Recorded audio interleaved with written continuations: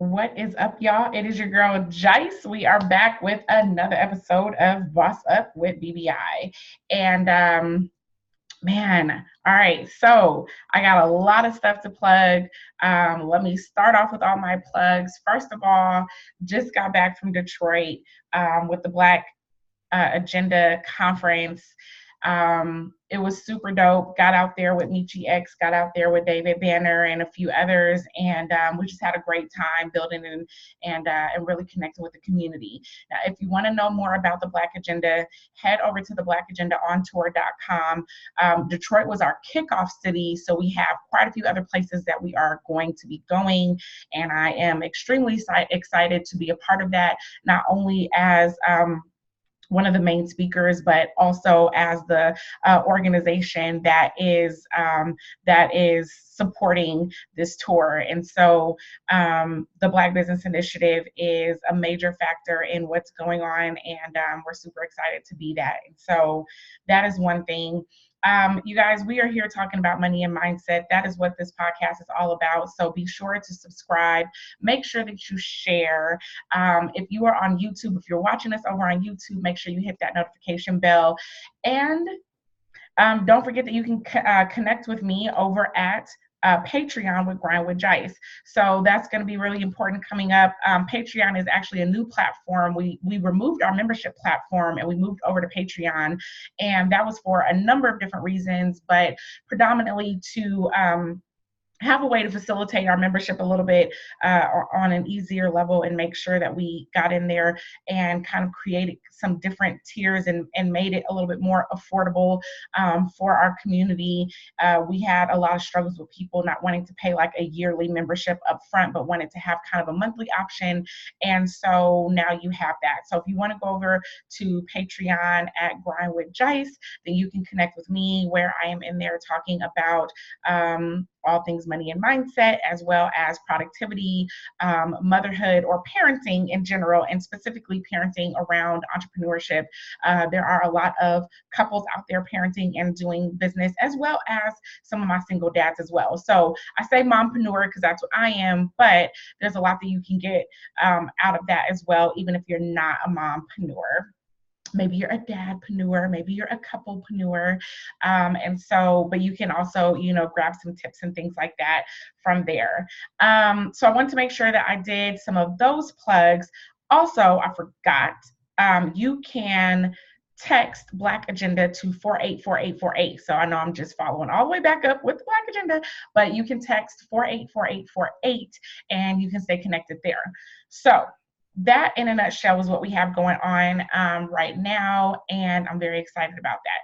So this episode is going to be a little bit more technical. I know I kind of usually get into some things around mindset and some tactics and some things that we can do, and I want to pull it in and kind of go very, very, very basic. And here's why. I get a lot of questions about business startup. I want to start a business. I've been thinking about starting a business. I have a business I just started. I have a business, but I haven't really done anything with it for a very long time. And it's just been kind of sitting there and I'm not sure what to do. I get a lot of those questions. So I wanted to use this platform because if you want to contact me directly outside of Patreon, I do charge a coaching fee or a consulting fee. And so I wanted to give out some of this information and hope that I can give it to you across this free platform. And then if you have some additional questions, you can set up a discovery session with me. So I do one 20-minute session. Y'all don't come asking me for 2 and 3 20-minute sessions. I do one 20-minute session. And then after that, my advice costs. And so that's not to be in any kind of way. That is because I am a mompreneur. I do have a family. I do support my community. And so, of course, it takes dollars to do that. And so I just want to make sure that I throw that out there because I do try to answer as many questions as I can, like if it's short. And then what's so great, this is a great problem to have, y'all. It is a great problem to have. As the platform is growing, as I am getting out there, I am having that capacity pulled on a little bit more. So that is why I am just kind of stating some of these things up front, so that as my capacity continues to grow, then we know what that's all about. So I'm gonna close this window here for everybody who is just listening to audio. Sorry, there's some dogs barking outside. Close the window. Hopefully that'll help. All right. So, but yeah, so I wanted to say that because I'm super excited, you guys. Like, the YouTube platform is about ready for monetization, and the newsletter, the subscriber list is growing. The analytics are growing, and so I'm so excited. But with that has come like so many questions, and I cannot answer them all. I cannot field them all. I had to do some switching up on my end. I had an assistant. I had to go and get another assistant. So I'm in the hiring process right now for that. So just bear with me. I appreciate everyone's support. Like, you guys are so dope. I just want to, make sure that I acknowledge that, like, how dope you are, because when I say, like, please forgive me that it took me 3 days to answer your email, I'm not getting any pushback. It's just the fact that I had to go and turn over some assistants and things like that. I'm traveling, I'm doing some things and branching out into these spaces that I've never been, but I also want to make sure that I'm staying connected and answering your questions. So what I have prepared is kind of some like a compilation of the primary questions that I get around business startup and just kind of being in that phase. If this doesn't apply to you, you know what? That's okay, because we're talking about everything here, money and mindset. But what I would appreciate is if you still share it out, because if you are not in the startup phase or not very early in your business, you know someone who is trying to start their business, or you know someone who is in that early phase. And so you could be an asset to them by sharing out this information for them. Cool. All right, so we're going to talk about how to start your Black business. So the first thing is the ideation phase, guys. Like, thing number one is this a good business idea? Okay, here's the thing. Most of the time when I come across Black people, we are passionate about something and we tend to start our business in that area of passion, which is good, because I don't believe, this is my belief, and others can push back on this, this is not a definitive fact, this is a belief in the way that I operate, in the way that I see when I look at success stories, and when I do research on people who've been successful, and in my own success, is that if you only chase dollars, you're going to, it's not going to work for you. That's the best way to put it, right? How do I know this? Let me give you an example. Take a multi-level marketing company, for example, right? Now, a multi-level marketing company usually has a pretty simple compensation plan, right? And so, first of all, multi-level marketing is not a pyramid scheme. There are pyramid schemes, but there are also legitimate commission-based multi-level marketing companies, okay?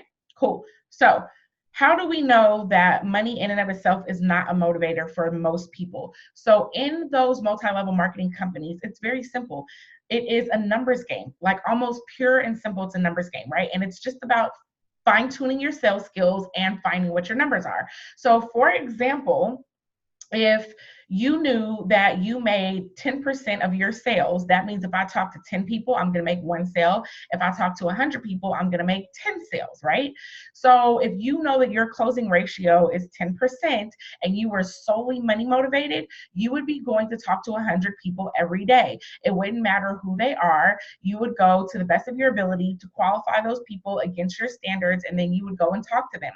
You would take all the rejection, because at this point you have already got it in your head that you're going to go through 90 people who are going to tell you no, and you're going to come out with 10 people who are going to tell you yes. That it's a numbers game. Almost any successful multi-level marketing person would tell you that it's a numbers game. And yes, it helps to have sales skills, and it helps to have a good product, and it helps to have something that you're passionate about. But at the end of the day, it's still a numbers game, and your numbers can increase by having a good sales pitch and being passionate about those things, but you're still going to fall somewhere in having a certain closing ratio, and you can then pretty much dictate your income or your compensation based off of those numbers. So why does multi-level marketing have such a high turnover? Well, it has that extremely high turnover because most of the time, as much as people believe they're money motivated, they're really not. And so when they get out there and they're doing something that they're not passionate about, it's easy to get beat down and it's easy to quit. And that's oftentimes what happens inside of those types of organizations and entities. And so what we find is that as much as you think that you are probably money motivated because you really want to have some money to make, to buy your home and to travel the world and to have red bottoms and whatever else it is that you want to do. Maybe you want to do good stuff. Maybe you want to give back to your community. At the end of the day, you're still probably going to find that you're not as money motivated as you thought. So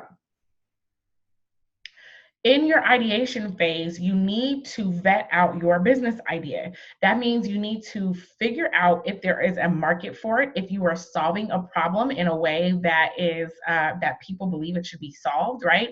And there are certain things that you can do that maybe you don't have to do as much research for, but overall, you should spend some time doing some research to find out how much money you think could be made in this industry, if this is something that you're breaking into and that it's innovative, or if this is something that is already being done and you're putting your spin on it.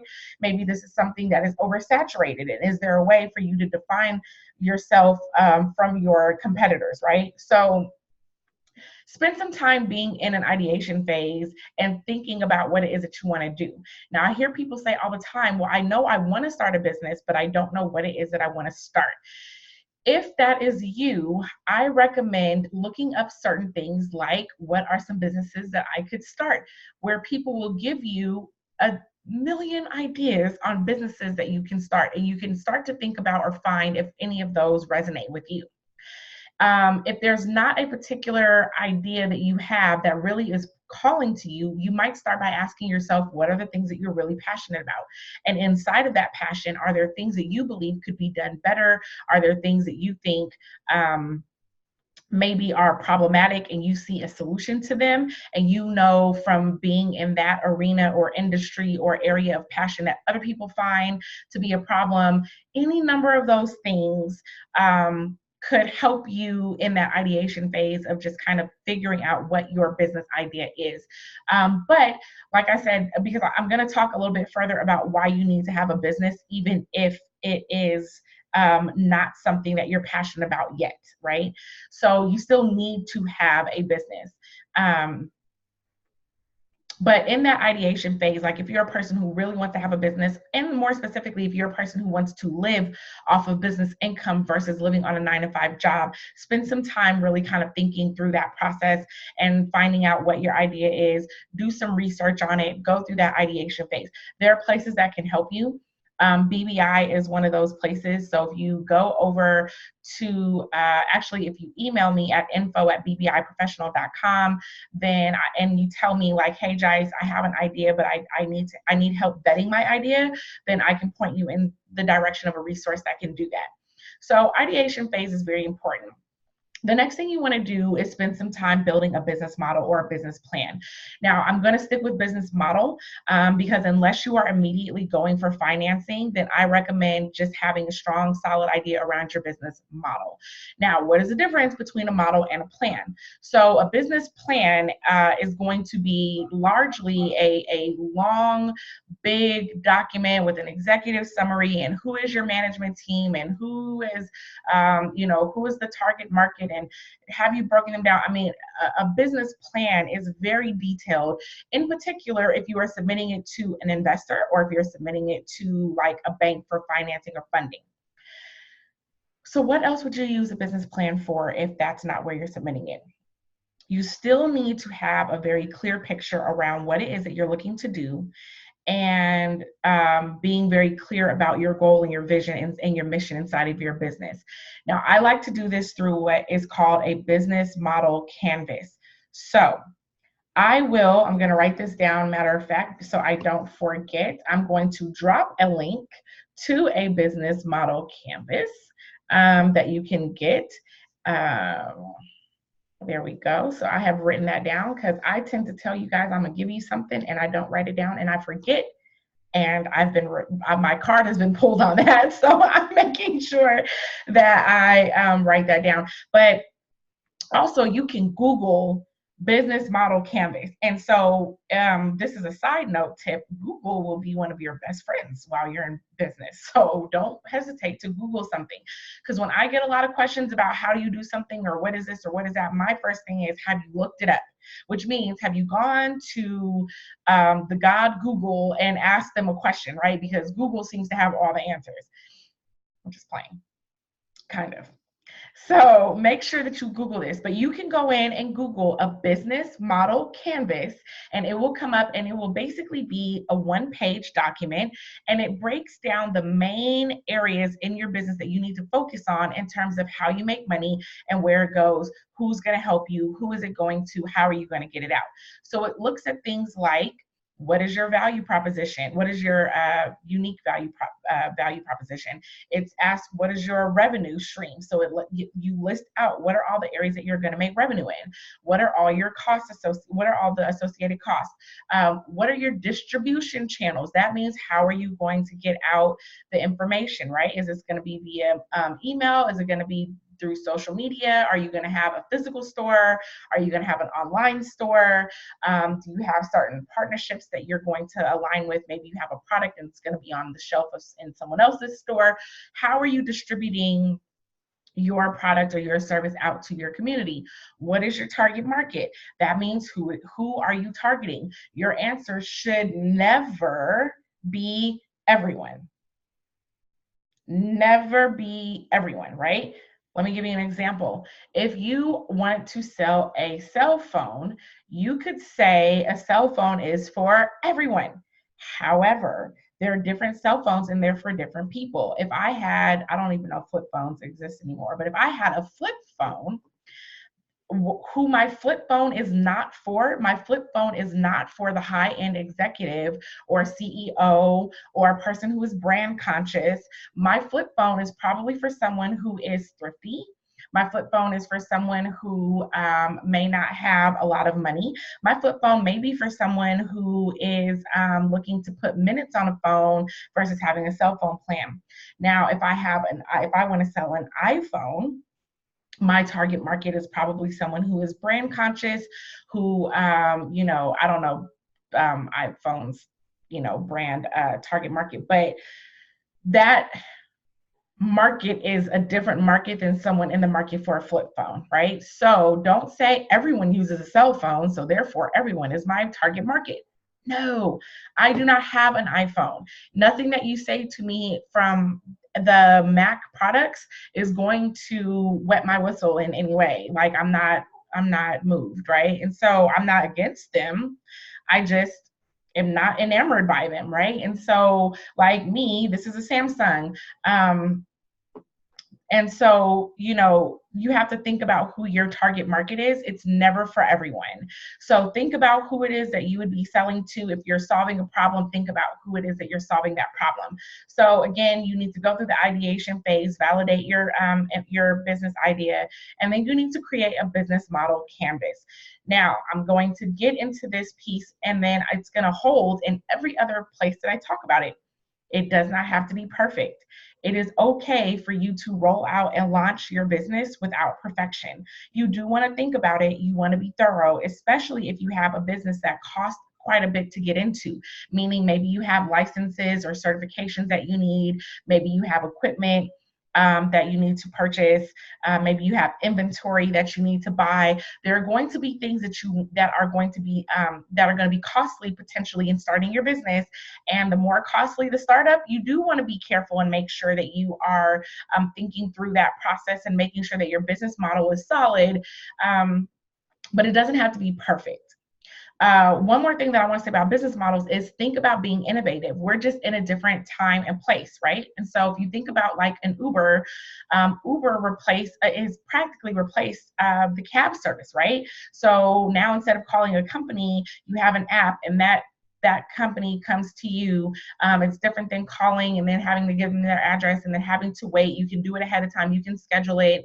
And then they basically started a cab company without having to own any cabs, right? So it's a peer-to-peer type of model. think about those types of things, not necessarily that model, but think about how you can innovate your model. Is there a way that you can do this, right? Peer-to-peer selling was already happening through ding, ding, ding, multi-level marketing. That's what peer-to-peer multi-level marketing is, basically peer-to-peer selling, right? And so so people are able to distribute their product and their service through individual sales people who are selling to their own network, however big or small they are able to make their network. So just think about how you can innovate your model. It doesn't have to be a model that already exists. You can combine some models. You can look up different types of models that exist and figure that out. And inside of that is also going to include your pricing model. And so some of these things might sound a little bit like overwhelming, but again, take it day by day. How you start is by taking the first step. You don't have to see the entire staircase. You don't have to do it all at once. But you also want to include inside of that business model your pricing strategy. Again, that's another place where you can be very innovative, and there are just some basics, right?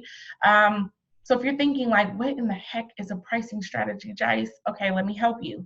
Think about wholesale to retail. So you know that if you want to sell something for retail, you're going to find it at a wholesale price. So you're going to find your wholesalers and distributors. You're going to buy it at a lower price in bulk. You're going to mark up the price, then you're going to sell it. That is a markup or a wholesale to retail price, right? So they're value-based pricing. For instance, I sell coaching services. Some people charge thousands of dollars for one session. I charge less than thousands of dollars for one session, right? It's value-based. And it's not that, and your value can be based on your target market. So my target market is Black folks, and I'm not going to say there are no Black folks who are not paying, thousands of dollars, but the majority of us are not paying thousands of dollars. So it's not that I don't think I have thousands of dollars worth of advice. It's more so that my market doesn't support that pricing. If I wanted to coach white people, I could charge that. And I coach white people, and I'm sure I would find enough coaching clients for me to live comfortably. So it depends on your, when you're looking at value-based pricing, it depends on what you're offering. And it also depends on what your target market values that at. And that might take a little bit of research and a little bit of trial and error. So just think about your pricing strategy. All right, then you're going to move on to thinking about what entity you should create. And part of this will be inside of your business model. So your business model is kind of going to have everything. You don't have to have your business model laid out in its entirety, but it is a good idea for you to have a significant portion of your business model, as much as you can, kind of laid out, and that will help you figure out like what things you need to put in place, right? It'll talk about your key partners and all of that, but it will talk about your business structure. And so that is your business entity. Now, 95% of Black-owned businesses are single member LLCs and sole proprietors. So I'm going to mostly speak to that. I'm going to briefly talk a little bit about what happens if you want to have more than one person inside of your business. But here's the deal. If you want to open up a corporation, meaning that you have your business, your person and then your corporation, and your business files its own tax return, and then potentially would issue you as the owner like a W-2 statement, and you are completely separate, okay? You would be a shareholder in a corporation. What we tend to see a lot of are LLCs. I'm not going to say that you should or should not start an LLC. I'm not going to say what entity you should start, because that is a deeper conversation, one that actually you should probably get legal advice on or accounting advice on. I'm not an attorney or an accountant. So let me throw out that disclaimer, that none of this advice is coming from me in the capacity of an attorney or the capacity of me as an accountant. And it's not even coming from me in the capacity of being a coach, because if you and I don't have a coaching relationship and a coaching agreement, I'm not giving you advice on that level. This is me sharing information with you that you can research, cut apart, put back together however you want to. Reach out to me for more information, take it to an expert, and find out some more, any of those things, right? So I had to throw out that disclaimer. All right, so Most of the time, I recommend people getting a single member LLC versus a sole proprietorship, depending on the state that you're in. Like one state, for example, like California, has some ridiculous laws around LLCs. So it depends on the state that you're in. But in most cases, I recommend getting an LLC. When I say that California has some laws, for example, if you are an LLC, you will have a franchise tax. It's not federal, it's through the state, and it's, I believe, like $800, right? So whether you make money, lose money, or whatever the case might be, in California, if you decide to file as an LLC, you will probably owe like $800. Off the top, right? And so that's just something to be aware of. I live in Colorado. That law doesn't exist here. So for me to start an LLC was no biggie. Cost me $50. Usually you go to the Secretary of State website and you need to register your business. Black people, you need to register your business, create a legitimate business. Part of the point of why I said that everyone needs to have a business is because businesses give you tax advantages. And if you do not legitimately set up your business, you cannot legitimately take those tax advantages. So you need to be square on that.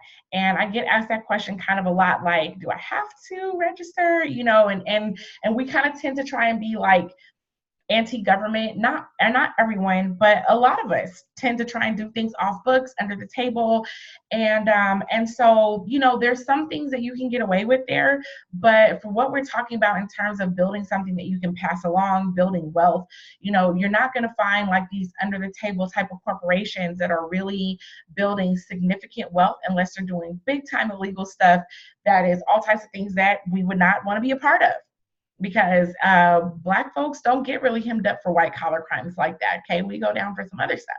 So that's not the space that we want to be in, is like thinking about white collar,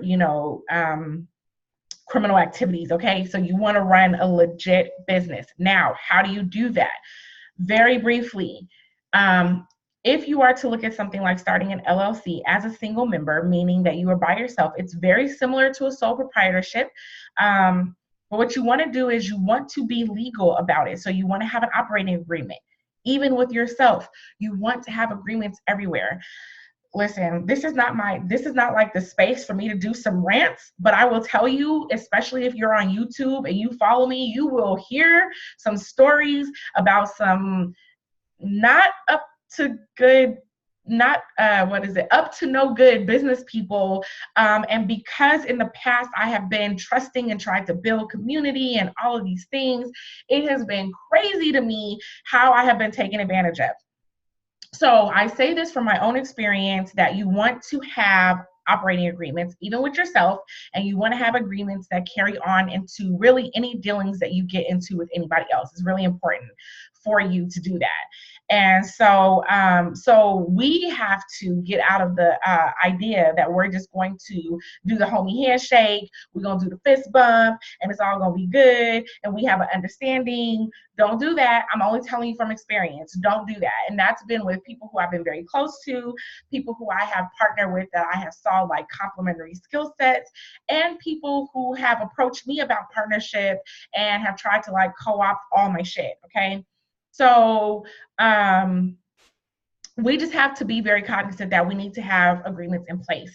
And if you're looking like, man, like I can't afford an attorney, there are a lot of templates that are out there. So my advice is that you get a template for the types of things that you need and fill it out, and you can actually pay a whole lot less, if anything at all, to have an attorney review them, or even like a legal aid review the documents versus having them create the documents. So it is much more cost effective for you to create and have someone review than it is for you to have someone create for you. And if you're saying like, I don't get all that mumbo jumbo legal stuff, first of all, welcome to the world of business. Second of all, like go and get with someone who you trust, who maybe is a little bit more intellectually inclined in that aspect, a studious person, a person who, maybe is still in school, something like that, who can read through, break down what you need, help you put it into, plain English. It doesn't have to be all in that legalese. That's not what has to happen, but you do need to have those agreements in place. All right. So in terms of that, let me bring it back to the entity piece. You need to have an agreement in place for yourself, and how you want to operate the business. And this is because if you start an LLC, I probably should have led with this, but an LLC is a limited liability company, right? So what you're doing is you are opening up an LLC to limit your liability. Now, we're not even going to get into the fact of if you even have assets that you want to limit the liability on, because that's important. But let's just say you go out and start an LLC anyway, assets or no assets. The purpose of an LLC is to limit your liability. So you want to make sure you do it right, which means that you want to put certain documents in place where even if it's only me, if I had to go to court, I could show the court how I operate. You also want to do meeting minutes. Again, I'm telling you from experience.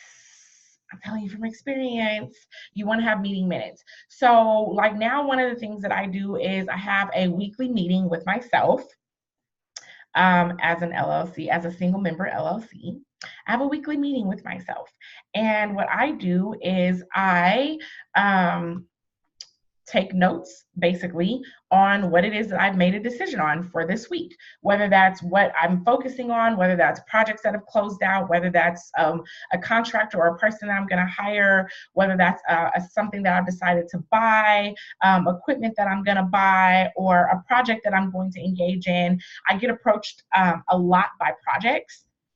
People who want to work like long-term with me on something, and I have to turn away a lot of them. But when I do decide to work on a project, then I make a note of that. So I have a date that I made a decision that I was going to work on this project with this other corporation or entity or person or whatever.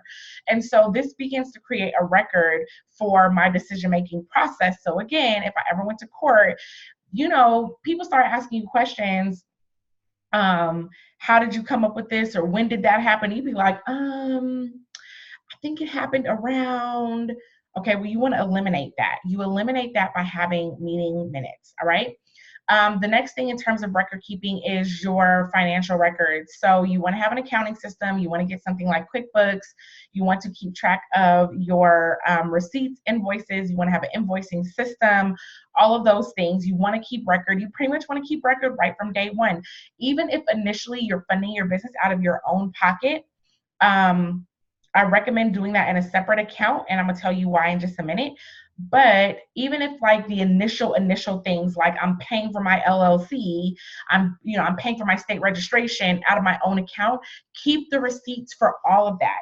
Okay, first of all, it's all tax deductible, but second of all, you want to have all of those records, all right?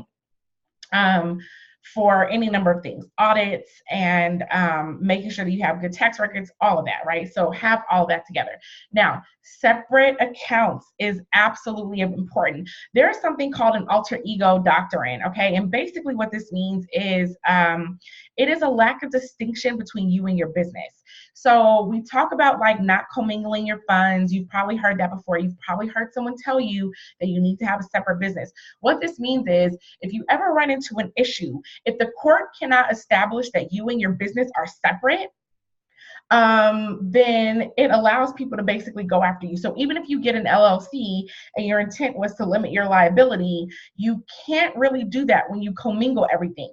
So if you have one account and all your business income is coming in there, and then you're paying out all your business expenses as well as all your personal expenses, as far as a court is concerned, there is no delineation between you and your business. And so if your business is liable for something, so are you. The whole point of having an LLC or a corporation or anything other than a sole proprietorship is to separate that. So that means that if there's an issue with the business, then if you want to sue the business, everything I got going on my personal side doesn't get touched, right? And yes, there is something called piercing the corporate veil. That's out of the scope of this video, but the whole point is to make it very difficult for someone to pierce the corporate veil. And that would happen when you keep your stuff separate. So having agreements, having record like of your decision-making process, having all of your financial stuff completely separate from your personal stuff is how you kind of keep that liability limited. All right. All right, so next thing is getting an EIN number. That's completely free. You go onto the IRS, so you register your business, then you can go and get an EIN number. I also recommend going and get a sales tax number if that applies to you. I also recommend getting a business license if that applies to you. And I also recommend getting a DUNS number, a DUNS, or a Dun and Bradstreet number. And I recommend getting that for everyone. So business licenses do not apply to everyone. You need to look up your business and determine whether or not it applies to you. Same thing with a sales tax number. If you are a service-based business, it is most likely you do not need a sales tax number, not 100%, but most likely you need to figure that out. If you're going to sell physical products, you probably need a sales tax number. So you need to do some of that research with your good friend Google and make that happen, right? Now, there are other resources that you can use, and I want to encourage our community to use them because I find that oftentimes we are not utilizing things like the SBDC. We're not using things, that's the Small Business Development Center, SBDC. We're not using the Small Business Development Center. We're not using SCORE. I cannot remember what SCORE's acronym stands for. We are not using our Chamber of Commerce. We're not using our Small Business Administration. So there are places that can help you. Yes, the Black Business Initiative is one of those places. So I want to throw that out there. But I also want to say that we're not the only place. And when I talk to some of these other entities, and I talk to these other organizations, we are not in there as much asking questions. And I don't know what that is about us guys, but we have to get past that. It's okay to ask questions. I don't have all this information off the top of my head. I asked questions, I Googled, I researched, I trial and error. I am like literally telling you that I have been screwed over many of times by not having operating agreements in place. I am literally telling you that I have not always kept track of my decision-making process and how that has hurt me. And so I pivot and I make changes. So we have to be okay with starting and maybe finding an area of failure, maybe starting and not doing something right. It's okay to do that. And it's okay to go in and ask questions of these people whose job it is to provide us that information. So if you say, I don't know where to go, not only can you come to the Black Business Initiative to BBIProfessional.com, you can also go to your local chamber. You can also go to the SBA. You can also go to the Small Business Development Center, SBDC. You can also go to SCORE. They have these places all over the country. So these resources exist out there, and I want you to utilize them. And then utilize me. Utilize BBI. BBI is expanding. It won't always be a single member LLC. And I have some help, but utilize us, okay? So, okay, the next thing is, and I'm going to kind of go through these other pieces a little bit more quickly because that's kind of the nuts and bolts to starting your business. And a lot of times people are just like, I don't know where to start. So I just told you, you want to start with an ideation phase. Get an idea and then vet your idea, okay? Get an idea, vet the idea, put it on a business model. So that's 3. Put it on a business model. And then understand it doesn't have to be perfect, but put it on a business model. Then you're going to determine what entity is best for you. So we're at 4. What entity is it that you want to create? I'd advise that you would talk to an accountant or an attorney or both. You can certainly contact me and I will give you as much information as possible. But then 5 is to do it the legal way. So go through the legal parameters that you should do that it recommends by whatever whatever entity that you are looking at starting, and make sure that you separate your business from yourself. Because again, that alter ego doctrine means that if there should ever be any issue in the court, you want to be able to prove that you operate your business separate from yourself. If the court can't see that because you've commingled and put everything together, that is not going to be good for you. Okay, so now let me just give you a couple of practical tips, all right? You need to think about making money before you think about spending money. And what that means is you have to find a balance here, guys. You have to find a balance. What that really means is that you want to kind of bootstrap a few things. You want to have some money, but be very dedicated about, or specific, I should say, about where you're going to put it. You don't have to have a $5,000 website coming out out the gate, right? Maybe you can buy a $10 domain and connect it to your social media profile. You can look at doing like a simple site, like a Wix site or a Squarespace site, something that is a couple $100s for the year versus thousands of dollars, something that you can do yourself, something that you can do very simply. And then as you start to have, things moving, then you can expand. If you were selling like online products, maybe you get a Shopify store, which is roughly about $40 for the month, right? So you don't have to go out and do huge. You can start off with something small and then you can scale and grow. So it takes balance, because one of the things you have to realize is that when you start your business, you literally are wearing every single hat. So you're the janitor, the marketer, the accountant, you're the attorney. You shouldn't be, but you are. You tend to be, right? You're everything, right? You're making the product, you're selling the product, you're distributing the product, you're marketing the product or service, right? You're doing everything, but you can't stay there forever. And so one of the things that's so disheartening about the fact that so many Black-owned businesses are single member LLCs or sole proprietorships is because we will stay being everything to our business for forever. And that's why we struggle to grow. But oftentimes you start there. So it's okay to start there and then start making sales and making money before you move on. And that comes into the place of perfection. When I started coaching, there were a lot of the tools that I have now that I didn't have because I didn't make the money to do them.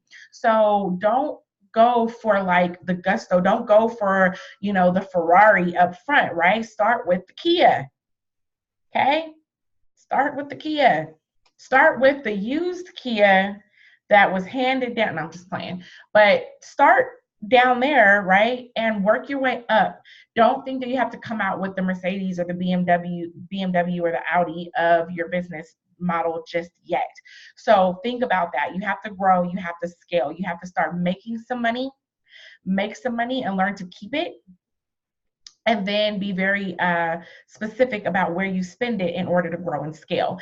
And one thing that I'll probably do a workshop on is like the profit first method. I've really been wanting to talk about that, and I have not taken the time to like put it into a workshop format, but I will probably do like some workshop or something around the profit first method, because that's where you start learning how to keep some of your money first as you begin to scale.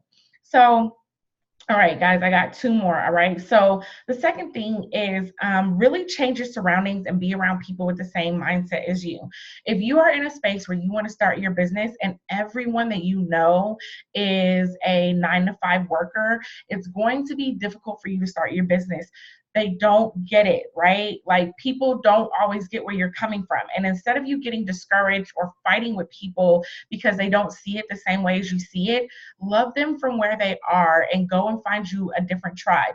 It doesn't mean that you can't love your people. It doesn't mean that you can't stay connected. But if you're going to start a business and you're going to be serious about it, this is going to be something that really takes off, that you have to really put yourself in this mind frame. You're going to run into a lot of ups and downs and you're going to be very discouraged. It's not like a straight line. It's, all over the place, right? I don't know if you've ever seen that meme, like this is what people think success looks like, and it's like from point A to point B, and it's like this is what success really looks like, and it's this huge squiggly line everywhere, that is the reality. So put yourself around people who are going to get it, right? If you call me and you're like, oh my God, I'm ready to quit, like I can talk you back through it, right? Because I've been there, I've been ready to quit, right? And I've had help of someone who was able to talk me through it. So you have to be around those type of people. That is an important part of starting your business, is changing your surroundings and getting around like-minded people at best and supportive people at worst. So even if for whatever reason you feel like you cannot get around the type of people that you need to be around, find a supportive tribe, even if they are not quite understanding. Like your spouse may be like, I don't get it, babe, but you know what? I got your back. I support you. Like that's cool, right? But if you're around people who are like, this is stupid, it's never going to work, I don't know why you're going to do this, then get rid of those folks, right? Like, love them, but love them from a distance, because you have a passion and a drive to do something different, and they're not on that train with you, okay? All right.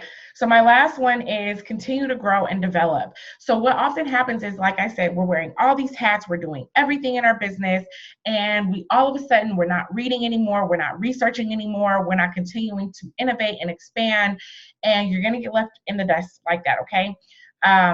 The most successful people spend time reading, growing, learning. This is what they do. And you have to be in that pool of people. So whether or not you're taking in audiobooks, whether or not you're doing things like listening to this podcast, whether or not you join Patreon at Grind with Jice, or you're reading books, but you have to continue to develop. So never stop that process. And it's going to be tough sometimes. You're going to be like, man, I've got all these things to do. I don't have time to read. Read 10 minutes. Read 15 minutes.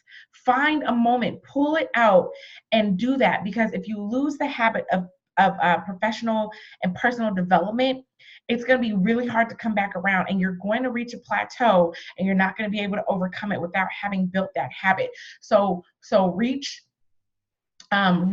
for, dig deep, reach far, whatever that word is, whatever phrase I'm stretching for right now, but find it in you to get 10, 15 minutes. I really recommend like 30 minutes to an hour, but guys, I have been there. I am a homeschooling mother of 3 with 3 businesses and a lot of projects and community endeavors. I get it. It's hard. And so I don't want to make it seem like, oh, if you can't find the time, you're not serious. Like, I know you could be serious, but I can tell you, you will be so much better for it if you find and carve out that time to continue to grow and develop yourself. All right. So I'm going to do these last plugs, and then I'm going to just be really brief about why everyone needs to have a business. Everyone is not an entrepreneur, but everyone needs to have a business. All right. So one more time, guys, thank you for tuning in with me. You are at the Boss Up of BBI podcast. We are here every Wednesday. We are talking about money and mindset in the Black community. So remember to go over and check out BBIProfessional.com. You can follow me on Instagram and on Facebook at Jice Johnson and at BBI Professional. Don't forget to go and sign up on Patreon at Grind with Jice. And then don't forget, guys, we are touring all over the country this year with the Black Agenda on Tour. Go to the BlackAgendaOnTour.com. Make sure that you text Black Agenda to 484848. You guys, we're here all Black everything, okay? This is not a people of color. This is not a minority. This is all Black everything. So if you want to support, I want to encourage you to go over and donate. You can also, you don't have to just donate though, right? Like, I want to encourage you to donate, because that is what we're about. We're here putting things in the Black community. We are all Black everything, but there are so many different ways that you can engage and get something for it as well, right? So if you're philanthropic, maybe that's what you get, and we love your donation. But if you want something, like we have these great t-shirts today, you can't see it very well, but I have on my Manifest That Shit t-shirt. So you can go on to shopbbi.com and you can grab you some apparel over there. There are also digital downloads and courses are also available at Shop BBI. Don't forget to head over to the website. And then, of course, like I said, you can become a part of the Patreon community. If you want to coach with me today, right now, I do have coaching slots open. So, you can go over there and check that out. So guys, the last thing that I want to talk to you about is just why everyone needs to have a business, okay? And then I'm gonna close out on this. This has been a long podcast, and it's very technical because this is how I teach. So I don't, I try not to do the overviews. If you sit in workshops with me, or if you coach with me, like, you're gonna get the information. And a lot of times I'm doing, kind of bigger topics in the podcast. So thank you for bearing with me that this is a longer podcast, and it is very technical. But if you were a person who's trying to start your business, I know you got something out of this. You can still drop in your questions and I'll answer those, but that's why, because I'm here to bring the information. And as I said, I get these questions all the time, a lot. Like, this is probably one of my most frequently asked questions is around business startup. So this was the best way for me to give you some of this information at no charge, and get it out here. So I wanted to do that. So thank you for bearing with me that this was a little bit of a longer podcast than normal. All right. everyone needs to have a business because the tax advantages. Our system is set up on capitalism. That's the system that we live in. Now, we could disagree with it. We don't have to like it, but we're on this chessboard and we have to use these chess pieces. And if you are working a business, if you are working a 9-to-5 job, you are getting the worst of what this country has to offer. You are getting shitted on, okay? There's no simpler way to put it. You're getting shitted on. So you have to have a business in order to take advantage of the tax breaks that exist. This office space is a tax break. My laptop, tax break. My internet, tax break. Cell phone, tax break. Like my car, tax break, right? My coffee, tax break. The things that you're using on a day-to-day basis, right? My t-shirts, tax break. I can even make a case, guys, for like things like my nails, right? I am on camera. I need to look and present a certain way, right? You guys, haircuts. Ladies, your hairstyles, right? Like the different types of things that you're doing, if they relate to your business and you can tie them into your business, you can begin to get these tax cuts. And so when you're finding these things like how Amazon made, billions of dollars and paid no federal taxes, right? It is because there are ways for you to be able to utilize your business in a way that gets you these tax breaks. Now, it was too much for me to go through in the scope of this business as to like some of these tax breaks and how you use your business for the tax breaks, but just understand that everyone needs to have a business.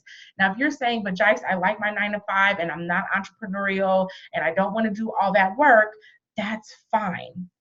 You can still invest in a business. You can still have a setup in ways that you still talk to people about your business that can still afford you many of the tax breaks that are available. And if you are what we would call like a silent partner, meaning that you are a passive, you hold a passive role inside of that business, there are still ways for you to take tax advantage. You need to talk to your tax accountant or your tax professional about that, because even as a silent partner, there are ways that you can take advantage of the tax codes. You can also do other things that are not necessarily as entrepreneurial, like say real estate, right? If you have extra room in your house, you can rent out your rooms. That gives you a real estate business, a landlord business. You can buy a house.